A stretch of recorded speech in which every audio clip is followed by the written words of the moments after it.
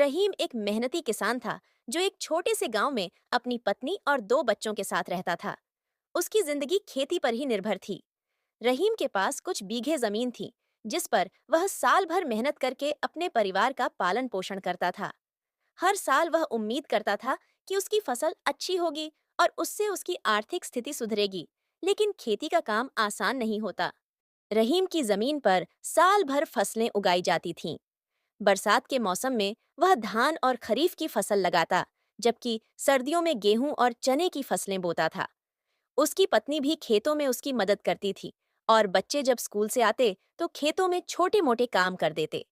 पूरा परिवार एक साथ मिलकर खेती करता था। रहीम ने अपने बच्चों को अच्छी शिक्षा देने का सपना देखा था ताकि वे उसकी तरह संघर्ष न करें और बेहतर भविष्य बना सकें। एक साल रहीम ने बड़ी उम्मीदों के साथ गेहूं की फसल बोई। पहले कुछ महीने मौसम अनुकूल रहा और फसल अच्छी दिखने लगी। रहीम ने सोचा कि इस बार उसे अच्छी पैदावार मिलेगी और वह अपने कर्ज भी चुका पाएगा। लेकिन कुछ ही हफ्तों बाद अचानक मौसम बदल गया। बारिश न होने से खेत सूखने लगे और रहीम की फसल मुरझाने लगी। वह पानी की तलाश में इधर-उधर भागा, लेकिन गांव में सिंचाई की उचित व्यवस्था न होने के कारण फसल को बचाना मुश्किल हो गया।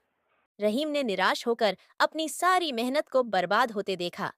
फसल की बर्बादी का मतलब था कि इस साल उसके परिवार को कठिनाइयों का सामना करना पड़ेगा। कर्जदार दरवाजे पर खड़े थे और रहीम के पास उन्हें देने के लिए पैसे नहीं थे।